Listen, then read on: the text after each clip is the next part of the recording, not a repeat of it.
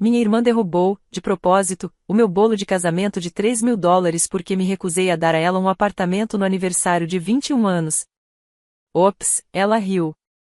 Minha mãe apenas disse, você sabe como ela fica quando está decepcionada. Não respondi. Naquela noite, cancelei o aval do contrato de aluguel que havia assinado para ela no mês passado e congelei o fundo que seria para a mudança. Mas o verdadeiro choque veio às 9h42, quando ela recebeu um aviso. O casamento não foi luxuoso, apenas simples, limpo, minimalista e pago integralmente. Não queríamos ostentação, só uma noite em que tudo parecesse acontecer do jeito certo. Roupa de cama simples, lista de convidados pequena, o pôr do sol sobre o lago. Eu tinha economizado sozinha, sem ajuda ou exigências, e a única extravagância foi o bolo, 3 andares, branco e dourado, com treliça de açúcar e nossos nomes Liam e Leia escritos em letras delicadas. Caro demais, mas depois do ano que tivemos, eu queria que ao menos uma coisa fosse mais que apenas sobreviver. Ela chegou atrasada, como sempre. Kindra, minha irmã mais nova, com o cabelo ainda úmido e saltos altos demais para o gramado. Sem presente, sem cumprimentos. Foi direto para o centro da recepção, o celular na mão, sorrindo como se esperasse uma câmera. Parou ao lado da mesa exatamente quando o bolo estava sendo colocado.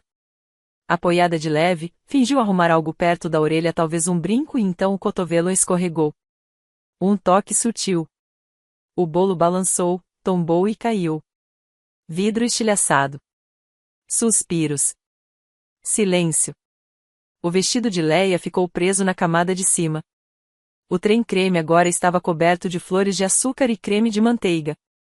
Kindra apenas riu, ops. Sem desculpas, sem surpresa, apenas um sorriso irônico. Alguns convidados riram de nervoso, outros tentaram recolocar pedaços na mesa. Eu fiquei imóvel. Minha mãe se aproximou com uma taça de prosecco na mão, tom suave, como sempre quando queria desviar a culpa. Você sabe como ela fica quando está decepcionada. Nenhum assinto muito, nenhuma indignação, só um encolher de ombros disfarçado de simpatia. Mais tarde, no banheiro, Leia e eu tentávamos salvar o vestido na pia. Ela secava o tecido com cuidado. Foi de propósito, sussurrou. Olhei para ela pelo espelho, rímel borrado, mãos trêmulas, e não precisei responder. Não respondi de imediato, apenas continuei pressionando a toalha contra o tecido. Ela me pediu para comprar um apartamento, falei, por fim. No aniversário de 21 anos.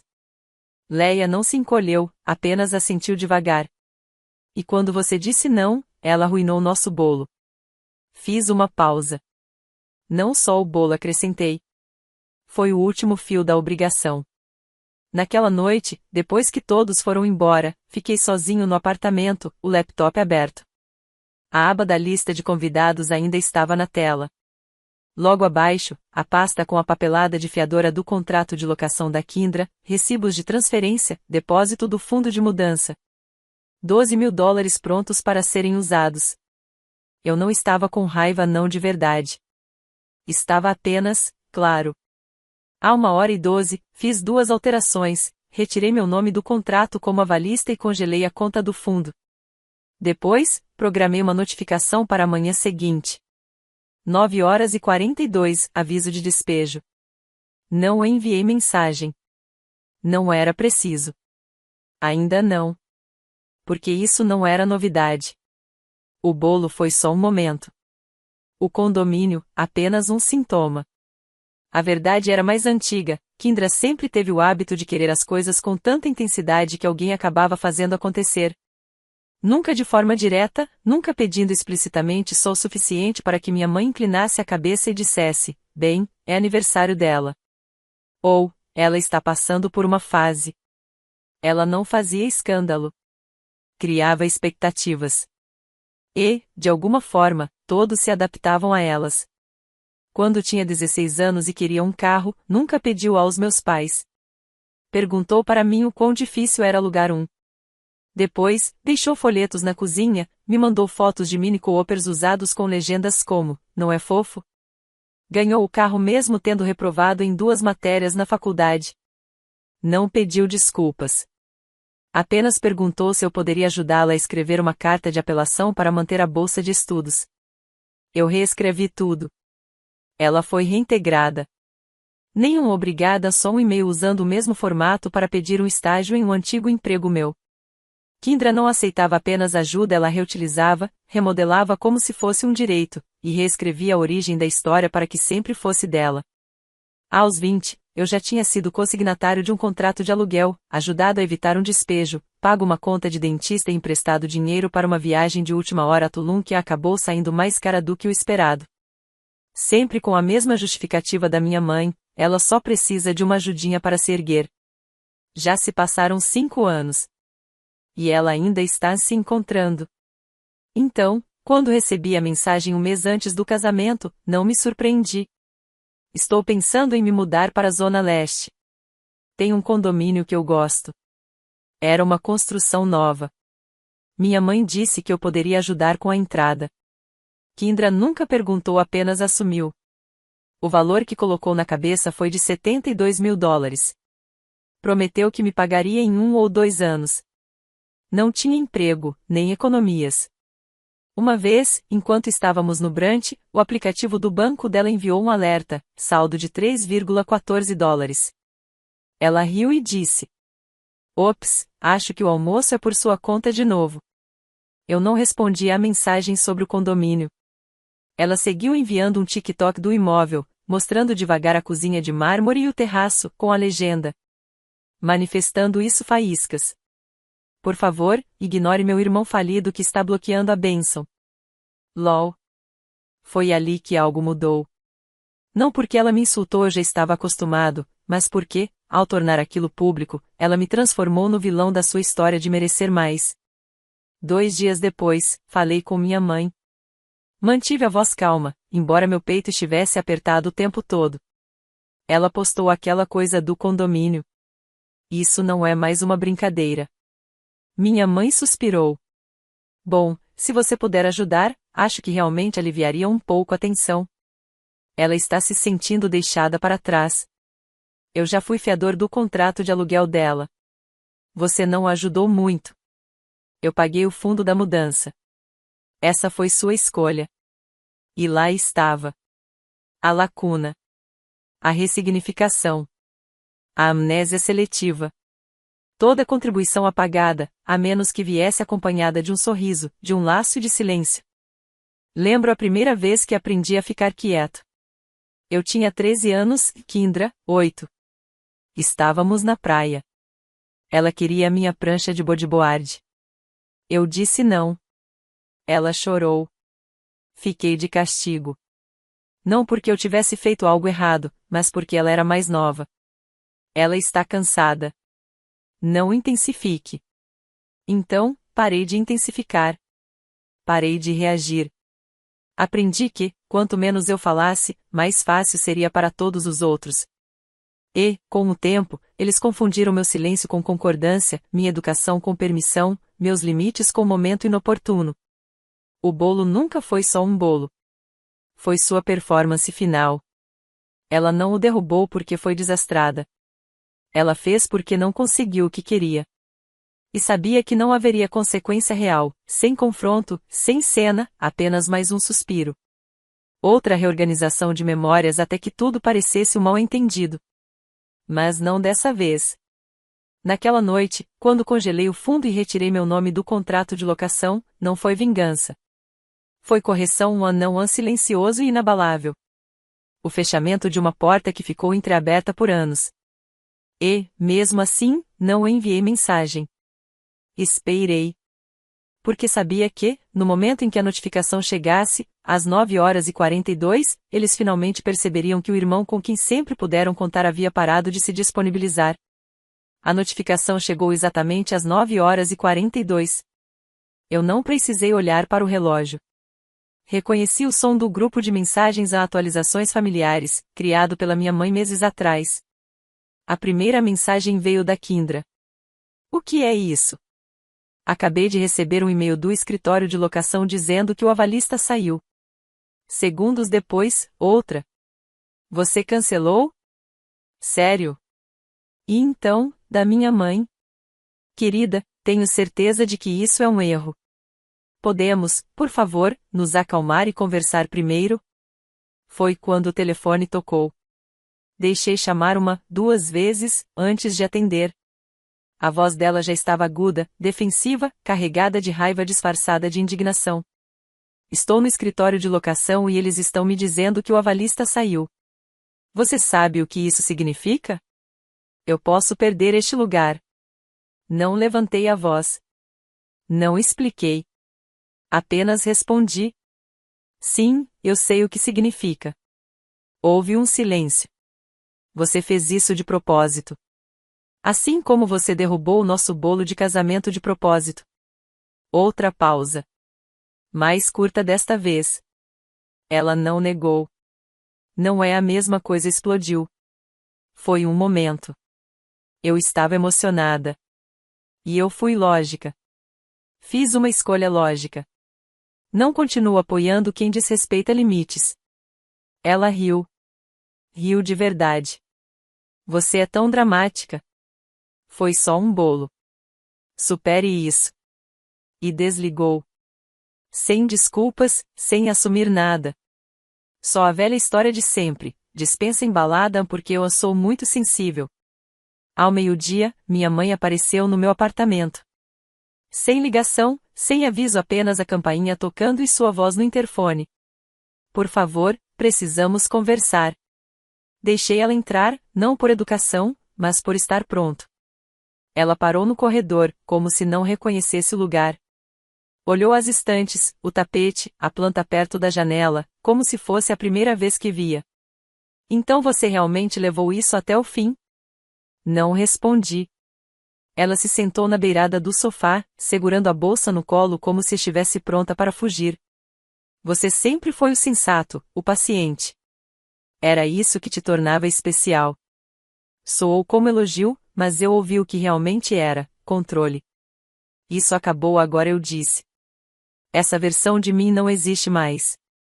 Ela piscou, surpresa. Como se tivesse certeza de que, pessoalmente, eu cederia. Você não pode simplesmente abandonar sua irmã. Eu não a abandonei. Só parei de financiar a vida dela. Sua voz se elevou pela primeira vez. Ela é jovem. Ela tem 21 anos. Ela é sua irmã. E eu sou seu filho, respondi, devagar e claramente, para que ela não pudesse distorcer depois. E cansei de ser recompensado com silêncio por ser responsável. Ela não chorou. Não gritou. Apenas se levantou, alisou a blusa e disse: tudo bem. Acho que todos sabemos onde estamos agora. Saiu sem abraço, sem despedida, só o som da porta se fechando atrás dela, como um ponto final. Mas não era o fim. Naquela noite, recebi uma ligação do meu primo Jordan. Não falávamos havia mais de um ano. Só queria dizer que vi a thread e estou orgulhoso de você. Pesquei. Thread? Ele me mandou o link. Era um vídeo no TikTok. Kindra tinha postado uma história. A legenda dizia: quando seu irmão sabota seu futuro porque tem inveja do seu brilho. 10 segundos de choro falso, reclamando: ele me deixou sem teto. Ele sempre me odiou. Ele nunca me apoiou em nada. E então, é isso que acontece quando você ofusca a criança de ouro. Os comentários eram uma mistura de indignação e compaixão, mas nenhum deles sabia a verdade. Que ela nunca ficou sem teto. Que passou meses morando de aluguel, que eu banquei todas as emergências sem cobrar nada, que a única coisa que eu havia retido era o silêncio. Até então, eu não tinha respondido. Não enviei mensagem para ela. Mas abri meu antigo Google Drive. Lá estava a pasta: recibos, capturas de tela, e-mails, comprovantes de transferência, contratos como fiador, tudo datado, organizado, intocado. Então abri meu e-mail e redigi uma mensagem para o futuro proprietário dela. Assunto: para seus registros, acordos anteriores. Anexei tudo em uma frase: não sou mais financeira ou legalmente vinculado à senhorita Kindra, sobrenome. Veja o anexo para contexto caso surjam problemas. Enviei. Sem emoção, sem ameaça, apenas informação. Pela primeira vez em anos, fui dormir sem checar o telefone 2 vezes. Sem ansiedade. Sem culpa. Apenas silêncio. Porque o que eles nunca esperaram de mim não era raiva, era desapego. Era clareza. E ela chegou exatamente às 9h42.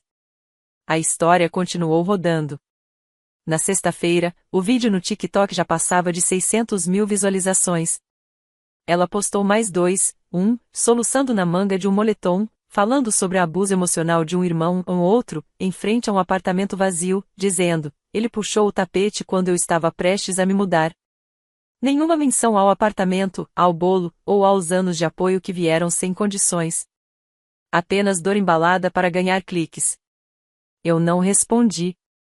Nem online, nem por mensagem, nem nos grupos de família onde primos cochichavam: vou ficar fora disso, mas espero que você esteja bem. Mas o silêncio também espera e o meu começava a ocupar espaço. A pausa final veio no domingo seguinte. Convite para um brunch na casa da minha mãe. Uma redefinição familiar. Leia não queria ir. Ela sabia. Sentiu antes de mim. Aquilo não era um recomeço, era uma tentativa de restaurar a antiga dinâmica. Eu calado, Kindra se desculpando, minha mãe como mediadora, ninguém responsável, tudo de volta ao normal. Mas eu fui. Precisava confirmar. Precisava saber se ainda havia alguém ali que acreditasse na verdade ou só na performance. A mesa estava impecável, flores frescas, elegância ensaiada. Panquecas, mimosas, tigelas de frutas vermelhas, como se hospitalidade pudesse apagar história. Kindra estava no canto mais distante, de óculos escuros. Minha mãe se movia como uma anfitriã de cruzeiro, oferecendo café com um sorriso que não alcançava os olhos. Meu pai, como sempre, em silêncio. Ninguém mencionou nada, nem o bolo, nem o contrato de aluguel, nem os vídeos virais, nem a mensagem que enviei ao senhorio dela e que, segundo um primo, já tinha feito a oferta do apartamento fracassar. Apenas conversas leves, cuidadosamente escolhidas. Até a metade da refeição, quando minha mãe ergueu o olhar, suspirou de forma calculada e disse: todos nós cometemos erros ultimamente, mas talvez seja a hora de perdoar. A sala prendeu a respiração. Leia tocou minha mão por baixo da mesa. A pressão dos dedos dela não pedia que eu me calasse, não desta vez. Era só: firme, deixa que eu decido. Coloquei o garfo sobre o prato. Ok. Vamos falar sobre erros. Silêncio. Vamos falar sobre o que significa destruir o bolo de casamento de alguém de propósito. Kindra revirou os olhos. Ai, meu Deus, ainda com o bolo. Virei para ela. Você pediu um apartamento.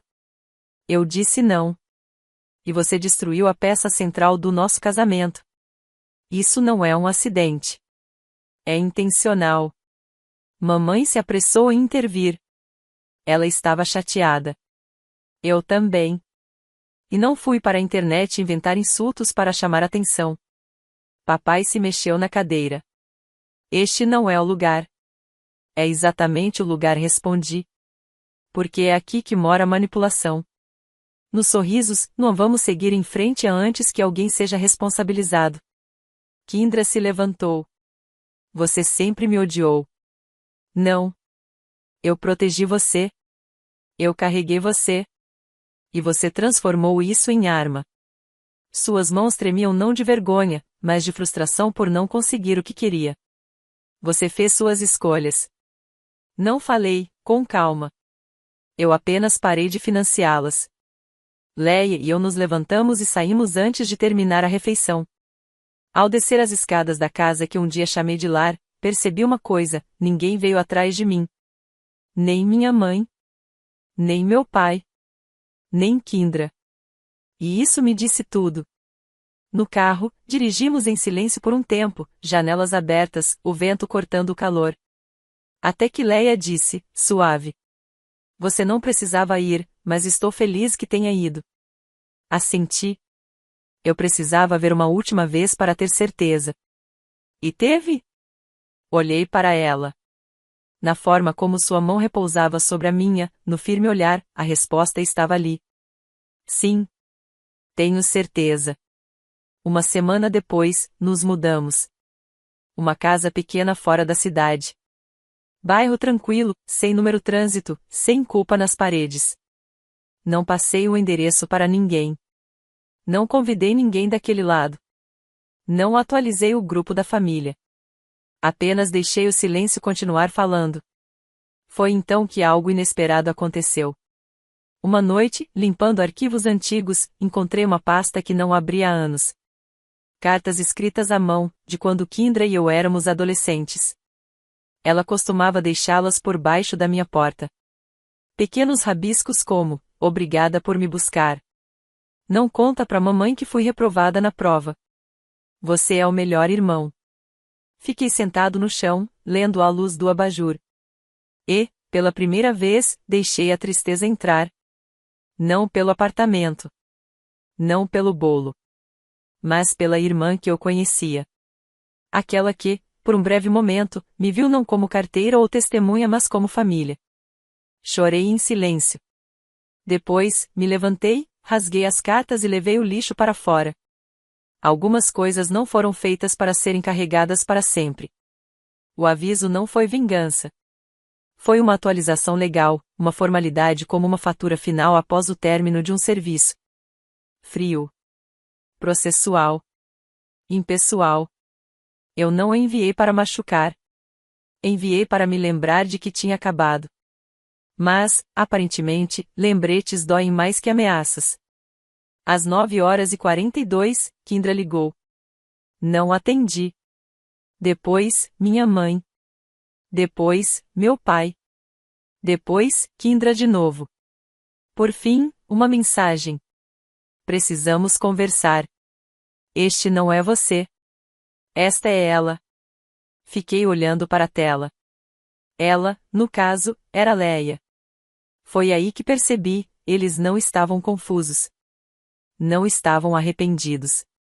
Só estavam procurando outra pessoa para culpar. E como eu não estava cedendo, encontraram a mulher mais próxima da minha vida para assumir o papel de vilã. Típico. Não respondi. Não ainda. Em vez disso, caminhei até a beira do nosso novo quintal, café na mão, onde o vento ainda era fresco e a cidade parecia distante. Lá dentro, eu podia ouvir Leia rindo ao telefone provavelmente com a irmã dela. Algo leve, simples, real. E eu senti aquilo. Não exatamente paz, mas o espaço onde a paz poderia crescer. Ao meio-dia, finalmente respondi, não é sobre a Kindra. É sobre você, mãe. Porque eu precisava que ela ouvisse isso de mim, não do TikTok, não da Kindra, não de um recado no correio de voz. Não se trata da Leia. Nunca foi. Você fez escolhas. Kindra fez escolhas. Eu também fiz a minha, cansei de sustentar pessoas que só me amam quando sou útil. Por favor, não entre em contato com Leia novamente. Se quiser conversar, venha como você mesma.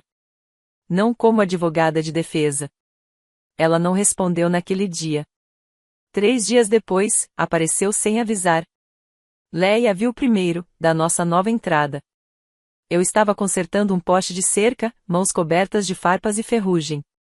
Não planejei um confronto usando botas de trabalho e moletom, mas talvez fosse melhor assim sem máscaras, sem encenação. Apenas 2 pessoas que compartilhavam sangue e nada mais.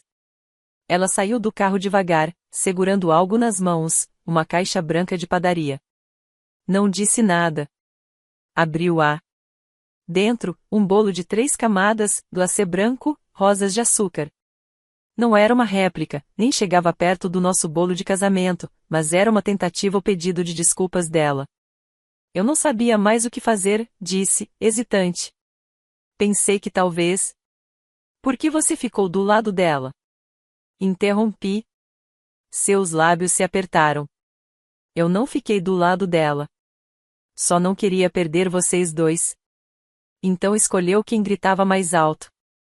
Silêncio. Ela olhou para o bolo. Ela sempre foi frágil. Você era forte. Aquela palavra outra vez. Forte. Forte o suficiente para dar. Forte o suficiente para aguentar.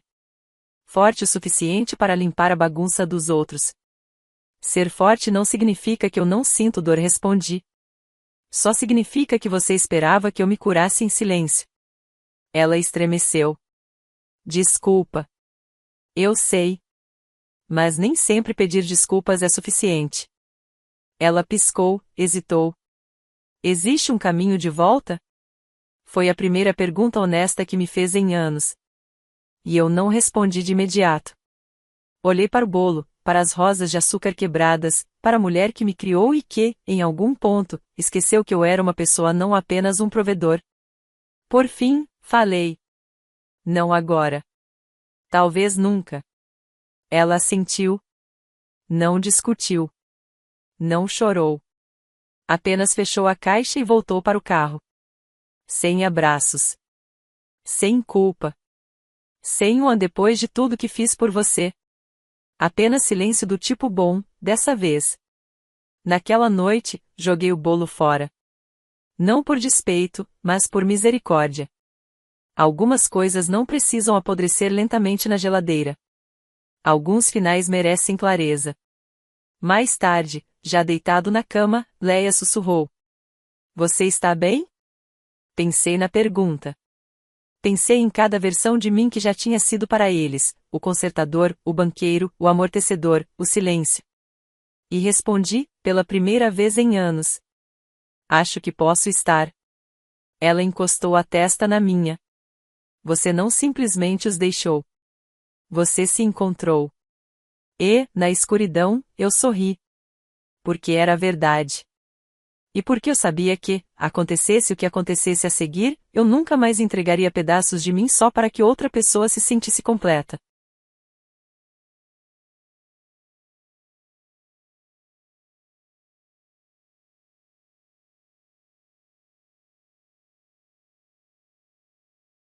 Olá, eu sou a Celine. Na semana passada, fui a um banco e pedi para sacar $100. A gerente da agência, minha própria irmã, riu e disse: aqui a gente não atende mendigos. Todos olharam. O que eles não sabiam é que eu tinha o poder de esvaziar aquela instituição inteira. E foi exatamente isso que eu fiz. Mas a verdadeira retirada não foi em dinheiro, foi o meu silêncio, o meu nome, a minha lealdade. Você já foi traído de um jeito tão silencioso que quase pareceu culpa sua, até a verdade gelar o ambiente? Continue assistindo, porque o que aconteceu depois fez ela cair de joelhos. Antes de continuar, me diz, de onde você está ouvindo e que horas são aí? Deixa nos comentários. Eu leio todos. O frio chegou cedo este ano em Cincinnati. As folhas ainda se agarravam aos últimos galhos da Fourth Street. Um vento cortante soprava do rio, e a calçada brilhava com a geada da noite anterior. Apertei mais o cachecol vinho no pescoço macio contra a pele. Comprei ele numa feira de rua, anos atrás, num dia em que me permiti sentir orgulho só por estar viva.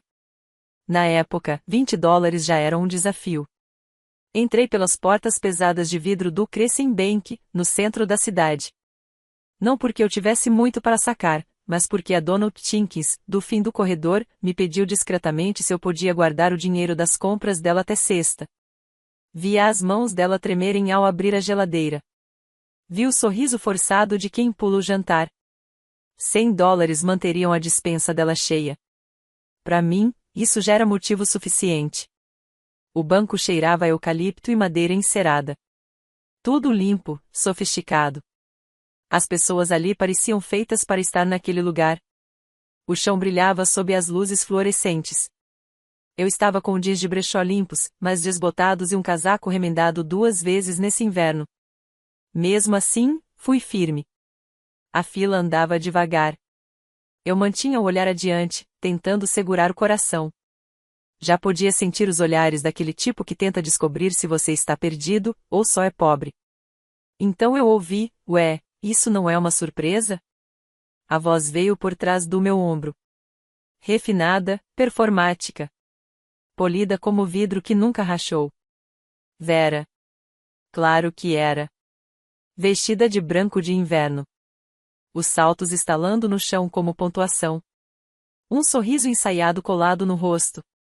Atrás dela, um caixa jovem a seguia, nervoso. Celine, disse Vera, em tom doce e meloso, alto o suficiente para toda a fila ouvir, ainda usando essa agência? Ainda? Não respondi. Ainda não. Olhei direto para ela. Os mesmos lábios pintados, o mesmo queixo levantado. Ela nunca precisou gritar para fazer uma cena. Sua presença já mudava tudo ao redor. Ela se inclinou e disse: Atualizamos as lágrimas dos nossos clientes, sabia? Agora, só com hora marcada. E mais alto. Especialmente mendigos. Um homem de terno azul ergueu os olhos do celular. Uma senhora, perto da janela, virou a cabeça. Fiquei parada. A palavra reverberou como um tapa dentro de uma catedral. Vera abriu um sorriso ainda maior, como se tivesse acabado de fazer caridade. Você entende, né? Assenti devagar. Não porque concordasse, mas porque aprendi há muito tempo, o silêncio às vezes fala mais alto que um grito. Toquei o cachecol no meu pescoço, aquela fibra conhecida. Meus dedos ficaram ali por um segundo a mais do que precisavam. Então saí da fila. Minhas botas não faziam barulho. Passei por Vera sem dizer mais nada. Lá fora, o frio tocou meu rosto com algo próximo de misericórdia. Meu reflexo na porta de vidro ainda ficou por um instante, cabeça erguida, olhos firmes. Não chorei. Não mais. Naquela noite, de volta ao meu apartamento, tirei o casaco e o cachecol. O lugar cheirava a chá de hortelã e livros antigos. Meu tipo de paz. Coloquei o cachecol delicadamente sobre a mesa, dobrei uma vez, depois outra, e deixei minha mão repousar sobre ele. Peguei o velho laptop escondido sob a almofada do sofá. A tela piscou 2 vezes antes de estabilizar. Digitei a senha sem hesitar. Um ping suave, uma mensagem criptografada, esperada. Li 2 vezes. Fechei a tampa. Meu coração não acelerou. Ele batia devagar, com intenção. Do outro lado da sala, peguei o cachecol novamente. A última vez que o usei como armadura foi anos atrás, quando Vera me chamou de parasita de fala mansa numa festa de Natal para a qual eu sequer fui convidada. Lembro de sussurrar para mim mesma naquela noite, abotoando o casaco sozinha, debaixo da neve: um dia eles vão ver. Mas hoje à noite, eu não sussurrei. Não precisava. Em vez disso, peguei o celular e disquei um número que nenhum deles sabia que eu tinha. A chamada completou. Oi, disse, com a voz calma. É a Celine. Preciso de um favor. Não atendi às ligações da Vera naquela noite. Não que ela tivesse ligado, ela nunca liga. Mas, por um momento, imaginei o que ela diria se soubesse que eu ainda tinha acesso à única pessoa capaz de fechar sua agência inteira com um único comando. Quando voltei para o apartamento, o ar do fim de novembro estava impregnado de um silêncio gelado. As ruas de Cincinnati brilhavam sob a garoa que havia passado, e as luzes da rua tremeluziam no pavimento molhado. Subi a escada estreita até o 2º andar, cada degrau rangendo com familiaridade, me ancorando. Tirei o cachecol vinho do pescoço e o pendurei na porta. Ele parecia diferente agora. Não mais um escudo, mas uma escolha. Um símbolo de quem eu decidi ser. Lá dentro, o apartamento estava quieto, exceto pelo zumbido baixo do velho radiador. Fiz uma xícara de chá que mal toquei e sentei na pequena mesa de jantar, que também era meu escritório.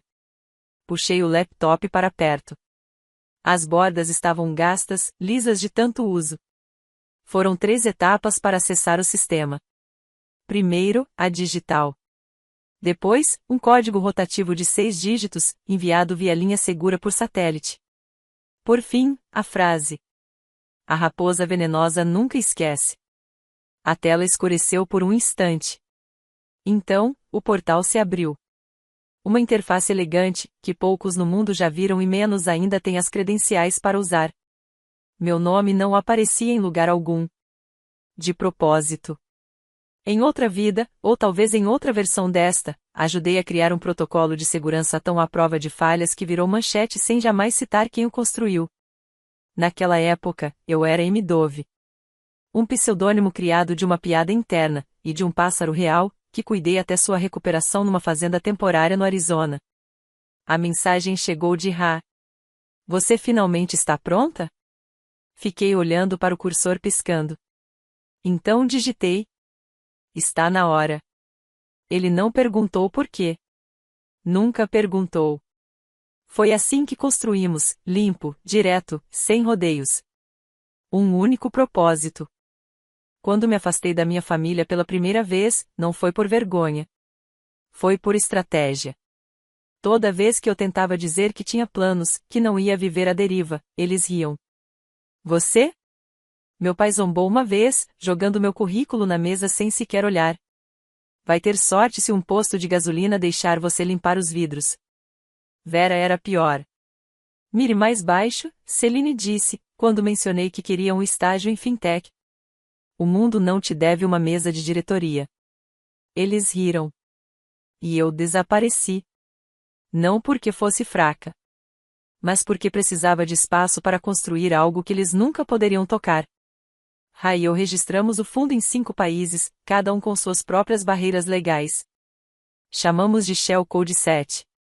Eu fui responsável pela arquitetura do sistema e pelo desenho jurídico do trust. Ele cuidou da captação do capital inicial. Ao final do 2º ano, eu já era sócia majoritária protegida por camadas e mais camadas de anonimato fiduciário. Ninguém, nem mesmo meu contador, conseguia me associar ao fundo sem acesso direto a este terminal.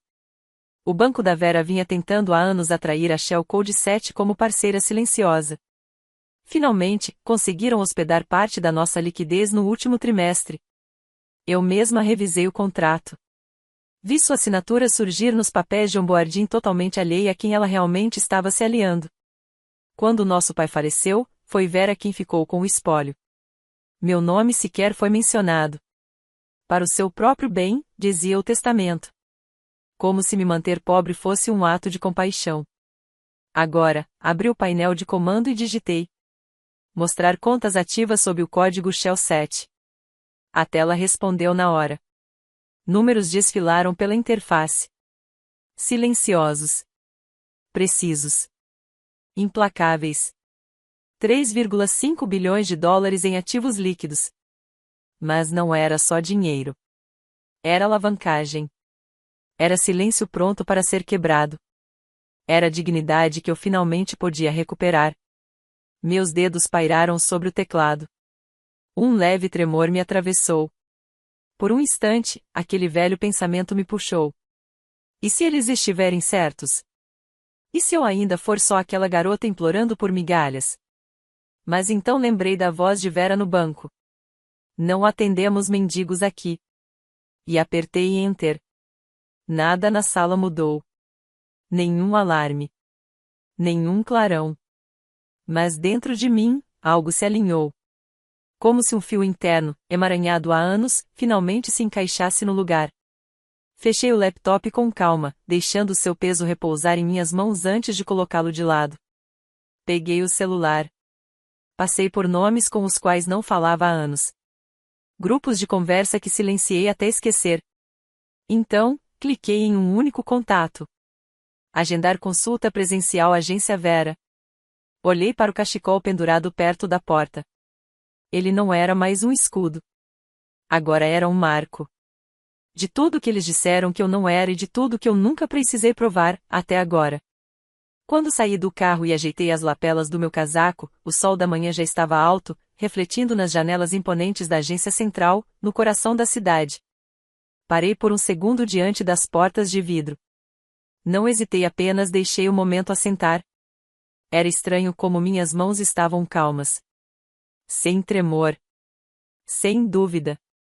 Um homem de terno cinza abriu a porta para mim. Senhora, ele cumprimentou com um leve aceno. Sorri, cortês, e entrei. O mesmo piso de mármore. O mesmo cheiro fresco de madeira encerada. Mas, desta vez, tudo parecia menor. Na recepção, uma jovem que eu não reconhecia. Bom dia. Bem-vinda ao... Tem um horário agendado, interrompi suavemente, tirando um folho preto e elegante da bolsa. Está sob Shell Code Holds. Antes que ela pudesse fazer outra pergunta, a tela à sua frente piscou em vermelho. Um breve lampejo de confusão cruzou seu rosto. Foi então que, do outro lado do saguão, vi Vera. Maquiagem nova. Cabelos um pouco mais ondulados que o habitual. Ela estava rindo, animada, com um cliente regional perto da máquina de café. Mas no segundo em que me viu, seu rosto mudou. Ela cruzou o salão como uma tempestade sobre saltos altos. O que você está fazendo aqui? Sibilou. Eu disse ontem, não somos uma instituição de caridade. Seja lá qual for a encenação que você esteja tentando fazer, pare agora. Não respondi. Apenas entreguei o fólio à recepcionista. Ela o abriu, leu um código QR escondido no painel lateral, e a tela piscou de novo. Preciso chamar o gerente, disse rapidamente, já com o telefone no ouvido. Vera estendeu a mão bruscamente e arrancou o fólio das mãos da recepcionista. Chega! Vamos ver o que minha irmãzinha pensa que está fazendo agora. Ela folheou os papéis com impaciência, mas seu sorriso começou a desaparecer. Página por página, a cor em seu rosto sumia. Até que aconteceu. Os olhos dela congelaram. Ela virou mais uma folha, depois ergueu o olhar. Só que, desta vez, não disse uma palavra. Não conseguiu. O gerente da agência apareceu. Um homem alto, grisalho, com a postura e a serenidade de quem foi treinado para lidar com crises sem jamais perder o controle. Ele tomou o fólio das mãos de Vera com um gesto firme. Com licença, senhora, disse ele, dirigindo-se a mim com um leve aceno. Só um instante. O gerente se voltou ao computador, digitou algo no sistema e parou. Seus olhos se estreitaram ao ler a tela. Quando falou de novo, sua voz estava mais baixa, mais contida. Isso é uma autorização de nível VIP. Solicitação de retirada prioritária, marcada como confidencial. Shell Code Holds. Ele se virou para Vera. Você está listada como funcionária de uma entidade parceira. Sabia disso? O silêncio que caiu no banco não era apenas quietude. Era tensão suspensa no ar. Alguns jovens analistas se viraram para olhar. Alguém prendeu a respiração atrás de um dos cubículos. Vera recuou meio passo. Seu rosto perdeu o pouco de cor que ainda restava. Isso não é. Isso não pode ser real. Isso é algum tipo de encenação. É real, respondi, encarando-a diretamente. Você trabalhou para mim. Indiretamente, claro. Todos esses anos, enquanto riam pelas minhas costas. O assistente do gerente se aproximou e sussurrou algo ao ouvido dele. O gerente assentiu e voltou-se à tela. Retirada autorizada. Valor confirmado, 3,5 bilhões de dólares. Assinatura da entidade verificada. Bloqueio iniciado para conformidade de auditoria. Acesso ao saguão restringido. Validação de segurança pendente. A recepcionista, em silêncio, foi até a porta principal e a trancou. Uma das analistas deixou a caneta cair. Um estalo seco ecoou. Vera abriu a boca, mas nenhuma palavra saiu. Ela estava imóvel, pálida como giz. Então, algo nela pareceu ceder. Cambaleou para a frente, literalmente tropeçando, e caiu de joelhos bem na minha frente. Celine sussurrou, com os olhos arregalados, quase em súplica. Não faz isso. Por favor. Você não entende o que isso vai causar para mim. Eu tenho um filho. Tenho uma carreira. Inclinei levemente a cabeça. Você se destruiu sozinha, disse, com a voz firme, sem um traço de emoção. Tudo o que eu fiz foi me afastar. E deixar você, atrás. Atrás de Vera, alguém engasgou. O gerente não disse nada. Ninguém fez nada. Vera balançava a cabeça, o rímel escorrendo sob os olhos. Você é minha irmã? Sou? Perguntei, erguendo uma sobrancelha. Todos vocês deixaram claro que eu não fazia parte da família há muito tempo. Por um instante, o único som que se ouvia era o zumbido das luzes fluorescentes. Sem gritos. Sem alarmes. Apenas olhares. Dezenas deles. Observando aquela mulher que por tanto tempo representou poder agora encolhida no chão, implorando. Virei-me para o gerente. Gostaria de conversar com alguém da diretoria. Em particular. Este assunto não precisa ser resolvido no salão principal. Ele assentiu na hora, já pressionando o botão para o elevador interno. Vamos levá-la ao lounge do investidor. Ao passar por Vera, ainda ajoelhada, não olhei para baixo. O folho seguia firme debaixo do meu braço. E quando as portas de vidro do elevador se fecharam atrás de mim, o silêncio que permaneceu era o tipo de silêncio que grita: tudo mudou. Nem cheguei a me sentar no sofá quando o telefone vibrou novamente. A porta de vidro ainda estava fechando, e eu mal tinha tirado os saltos. Olhei a tela, Clarice. Direto para o correio de voz. Não precisei ouvir a voz dela. Eu já sabia o tom, tenso, falso, forçado. Ligava por obrigação, não por preocupação. Servi-me uma taça de vinho e fui até a varanda, deixando o ar fresco da noite acalmar meu peito. A cidade vibrava abaixo, sirenes distantes, um ônibus fazendo a curva rangendo, alguém rindo 4 andares abaixo. E mesmo assim, tudo parecia mais silencioso que o normal. Como se o mundo, de algum jeito, soubesse que algo havia mudado. Outro toque. Mais uma ligação. George. O marido da Clarice, dessa vez. Hesitei por um segundo, depois atendi. Pelo menos, George sempre foi previsível. Ele só aparecia quando havia algo em jogo. Selene, disse ele, pronunciando meu nome como se tentasse imprimir calor, mas tropeçasse na tentativa. Boa noite, George, respondi, apoiando a taça no corrimão da varanda. Clarice perdeu a voz? Ele riu, mas foi um som forçado. Não, não, é que, você sabe como ela fica quando algo a surpreende. Fiquei em silêncio. Na verdade, eu queria apenas entender. Continuou. Vi alguma movimentação. Algumas transferências chamaram atenção.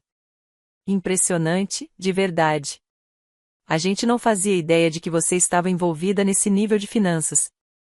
É mesmo? Disse, com leve ironia. Sempre me disseram para ficar no meu lugar.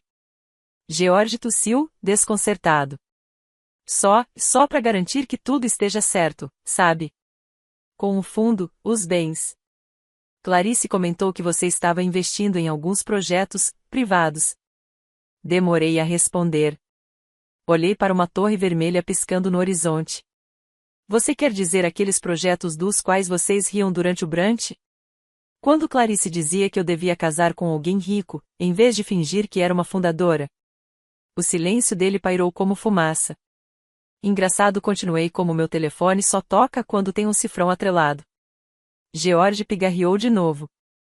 Bem, eu e Clarice estávamos pensando que talvez devêssemos nos reunir, conversar sobre tudo. Sem pressão. Talvez um brunch esse fim de semana? A audácia quase me fez sorrir. Receio que meus fins de semana estejam lotados, falei calmamente. Gente demais fingindo ser importante. Eu não quis dizer assim, disse ele, tropeçando nas palavras. É que a Clarice acha que talvez a gente nem sempre tenha te tratado com justiça. Lá estava. Uma tentativa de pedido de desculpas molhada de interesse. Agradeço a iniciativa, respondi. Mas não acho que um brunch conserte o que já está quebrado. Desliguei com gentileza e deixei o telefone ao meu lado. Minhas mãos estavam firmes agora. Sem tremor. Sem raiva. Apenas calma. Um tipo de paz que eu não sentia havia anos. Entrei e abri o laptop no balcão da cozinha.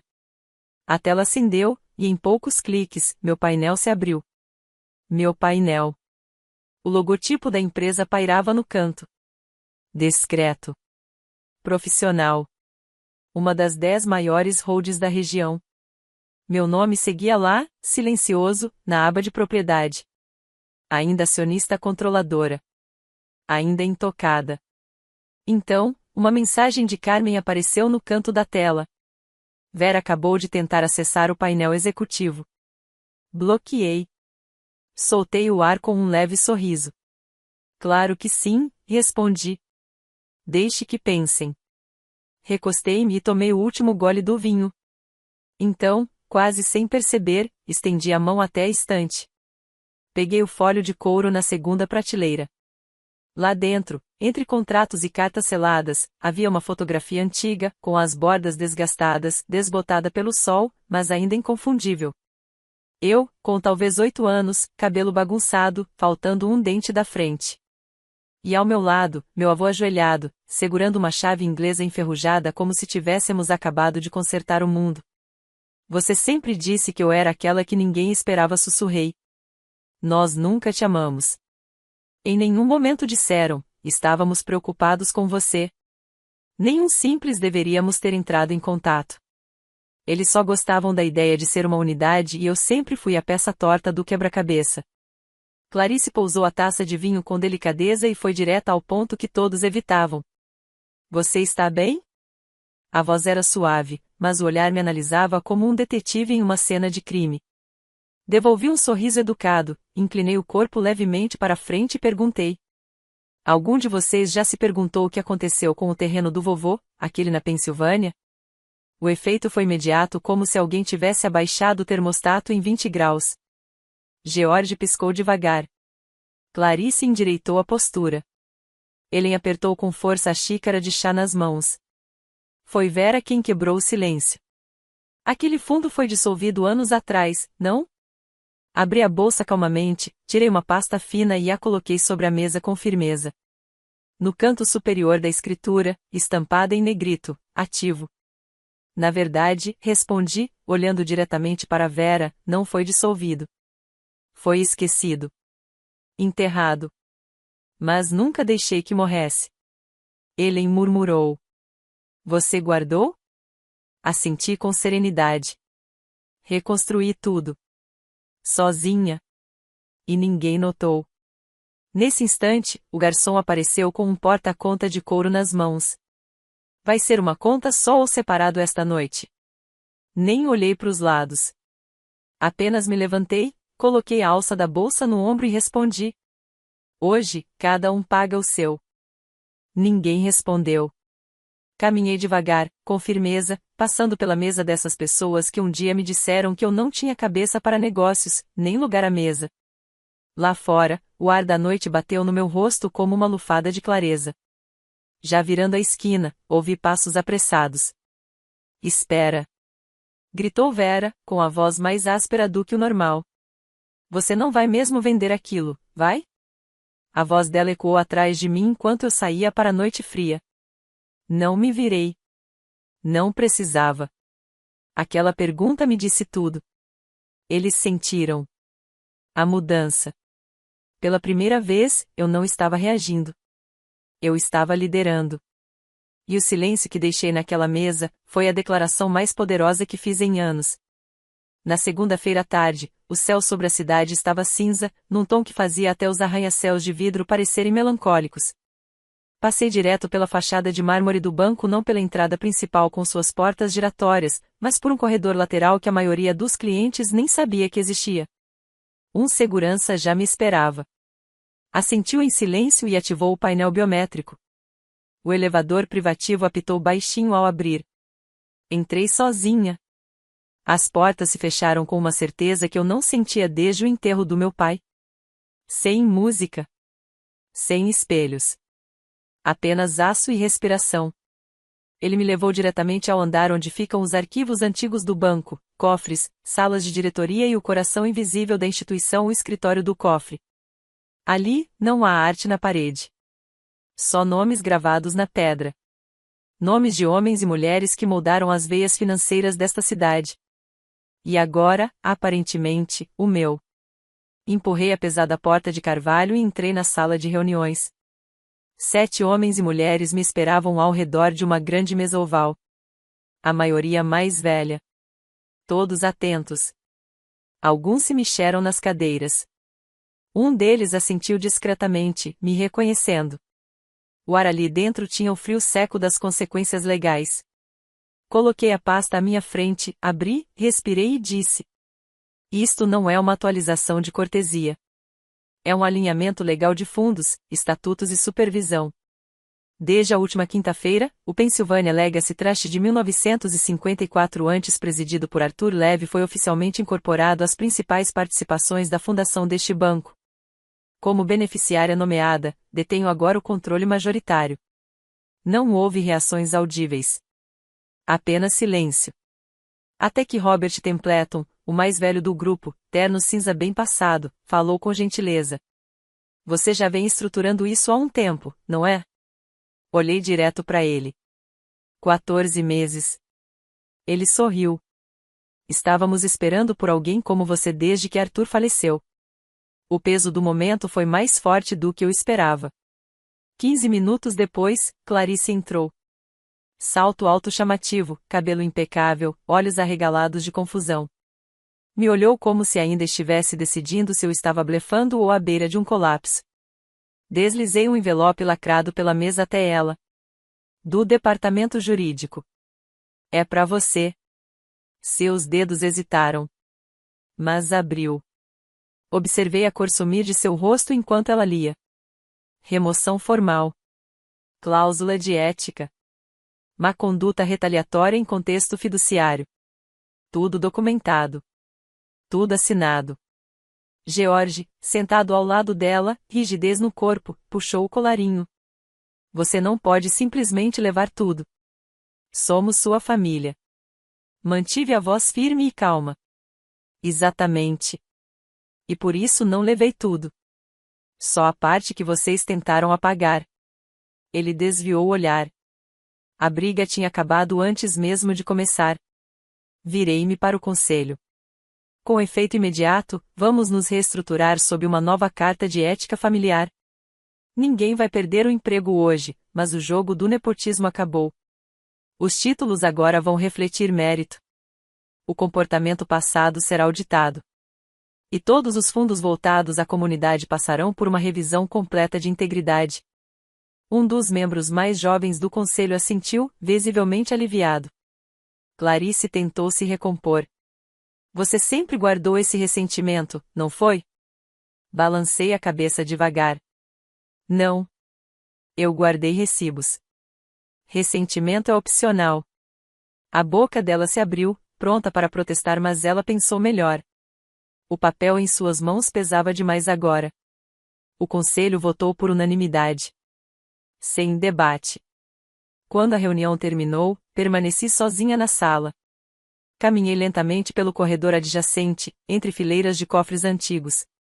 Atrás de um painel de vidro, uma placa ainda trazia o nome do meu avô. Parei. Observei de perto. Bem ao lado dela, recém-gravado, o meu. Aquilo não era mais sobre vingança. Era sobre reconstruir o que eles tentaram soterrar. Enquanto me virava para sair, uma frase da última conversa que tive com meu avô ecoou dentro de mim. Legado não é o que você deixa. É o que você limpa.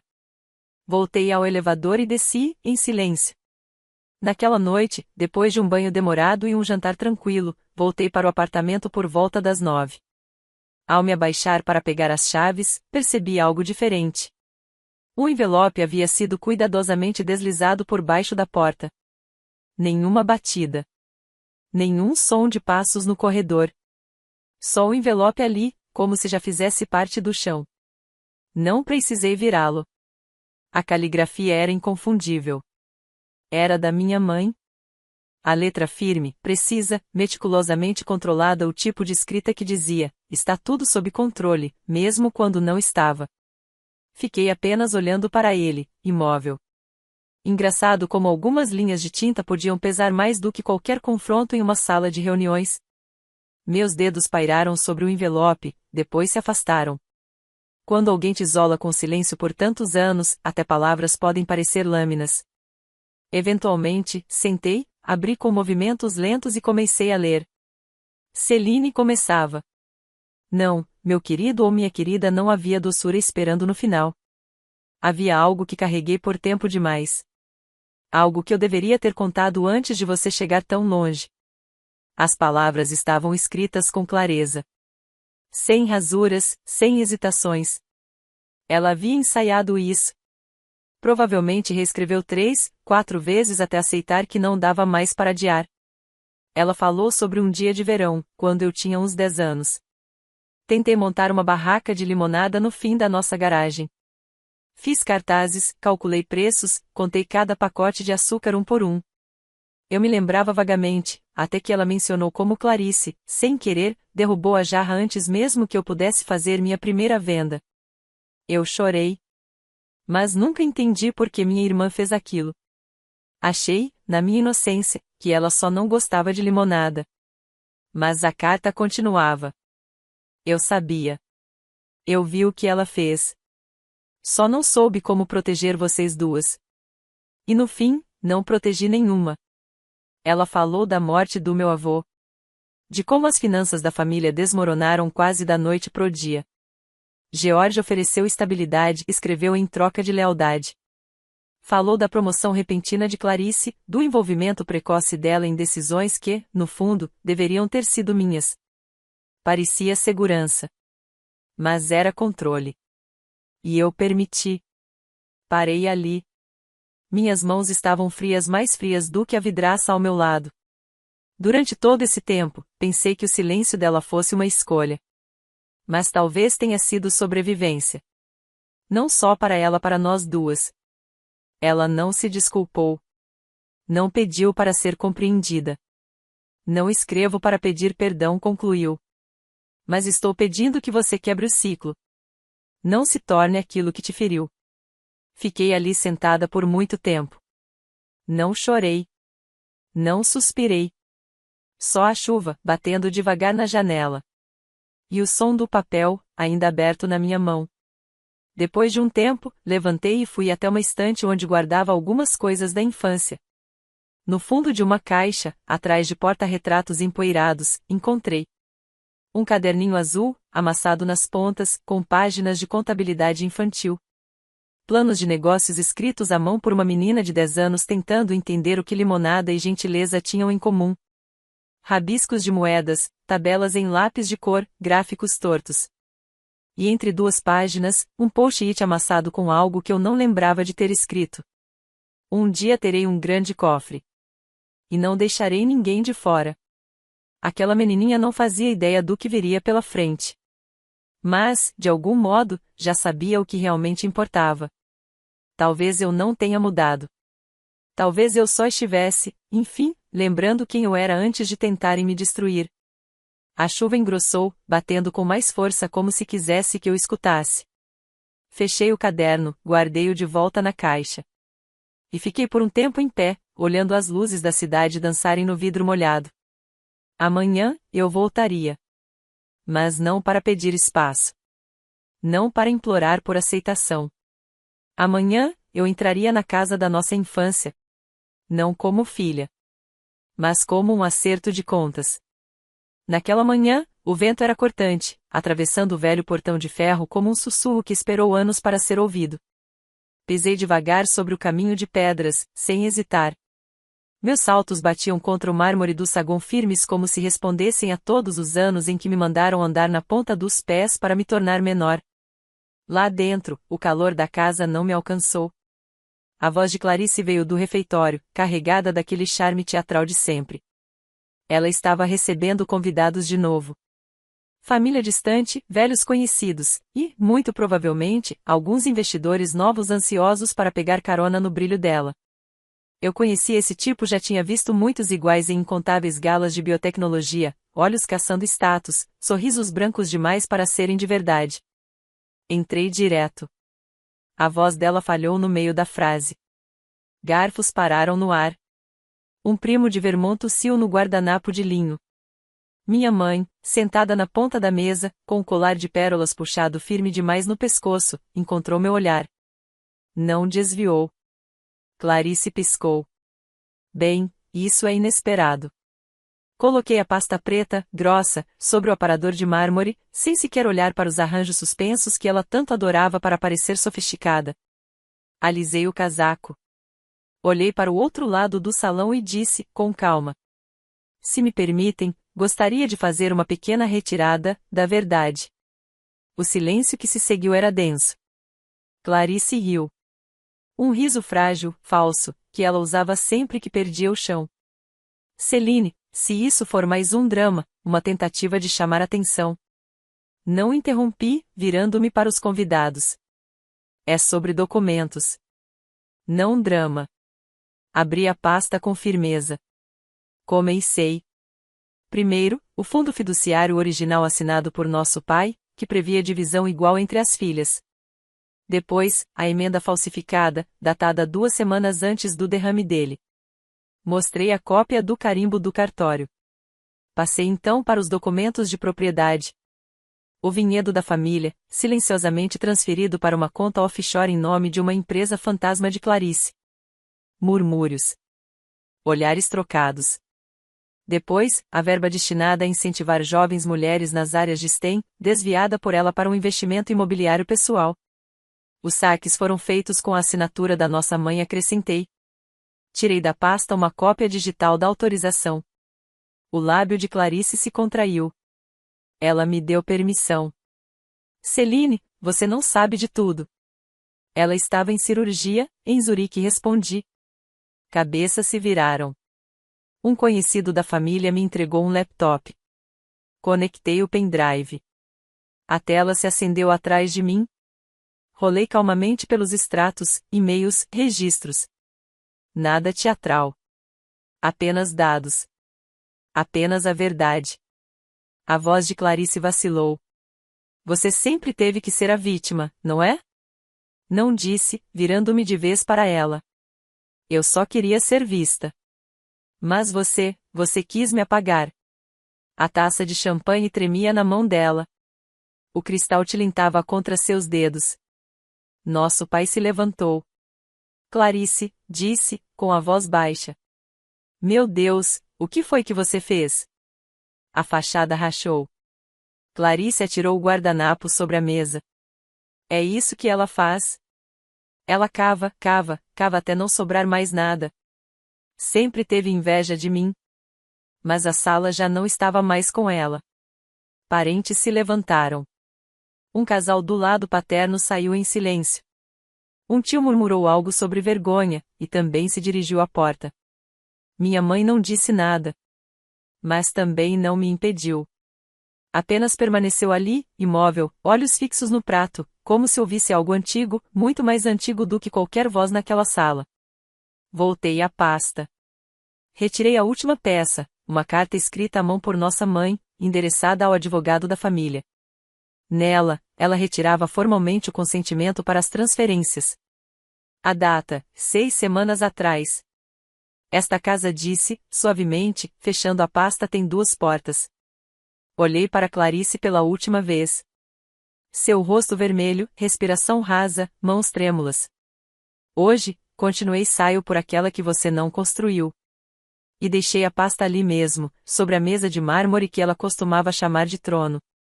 Lá fora, o ar estava mais fresco. Mais leve. Mais limpo. Na calçada, uma jovem repórter me esperava. A câmera desligada, só um bloquinho de anotações nas mãos. E um sorriso gentil. Ela não me fez uma só pergunta. Apenas disse. Alguém queria que você fosse ouvida. Achei que você devia saber.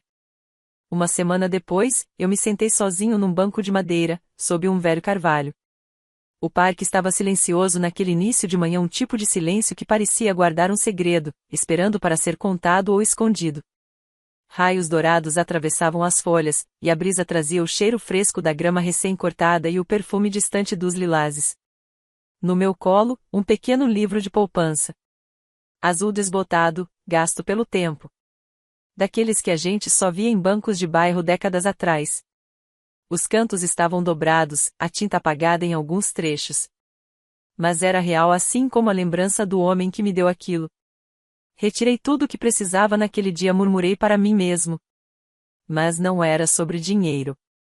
Depois do confronto na propriedade, tudo virou um turbilhão. Nunca dei entrevista à imprensa. Não precisei. O jovem repórter conseguiu a história por outros meios.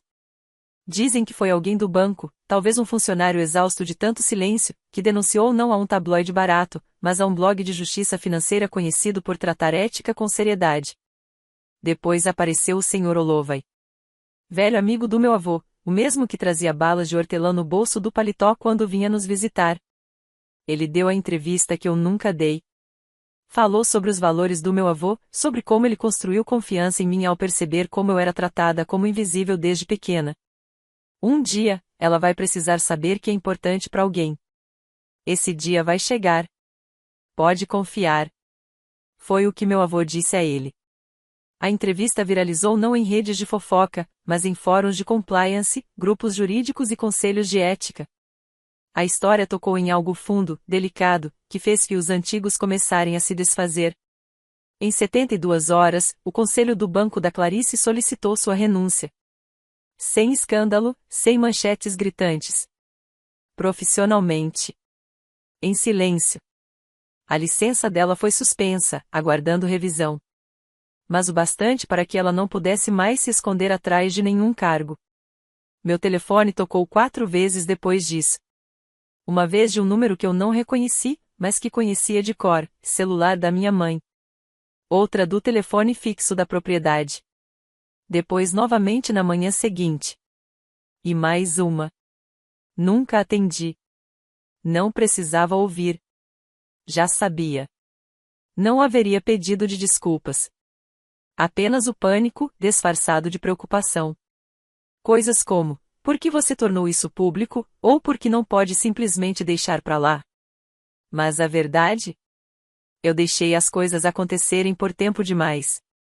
Ajustei meu casaco no banco enquanto o sol subia por trás das árvores. Abri o livro de poupança com cuidado. Quase todas as páginas estavam em branco, agora os valores já tinham sido sacados há muito tempo. Mas ali, no fundo, algo que eu nunca tinha visto. Um pedaço de papel amarelado, dobrado no bolso interno. Com uma caligrafia firme, familiar. Para a mais nova, porque ela tem o maior coração. Use isso quando esquecerem quem você é. Pisquei com força. Sorri. Não aquele sorriso para fotos, mas o outro silencioso, íntimo. Quando tudo finalmente faz sentido.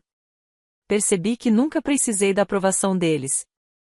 Nem dos elogios curtos da minha mãe, nem do reconhecimento frio do meu pai, nem dos olhares arrogantes da Clarice. Eu tinha algo mais firme.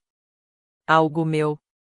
Fechei o livrinho com calma, deixei-o no colo por um instante e respirei fundo. Sem fanfarra. Sem desfile. Apenas silêncio. E paz. Do outro lado do gramado, vi o novo prédio. Baixo, moderno, feito de aço e vidro. Modesto, mas forte. Na entrada, a nova placa, o nome da minha organização sem fins lucrativos, gravado em prata escovada. Nos mudamos no mês passado. Mas hoje era o primeiro dia que eu entraria. Não com medo. Com firmeza. Com presença. Essa era a verdadeira retirada. Não os valores no fundo, não os documentos ou contas bloqueadas. Mas o meu nome. Minha lealdade. Meu amor. Retirados daqueles que o desperdiçaram e investidos em algo novo. Algo que poderia crescer. Engraçado como o dinheiro revela o caráter.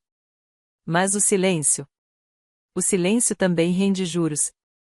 Levantei-me do banco, bati a poeira da calça jeans. Guardei a caderneta com cuidado na bolsa. E então vi um pássaro. Ele pousou ao meu lado. Não se assustou. Não pediu migalhas. Apenas ficou ali. Presente. Como se quisesse partilhar aquele momento comigo. Aquele silêncio. E eu deixei.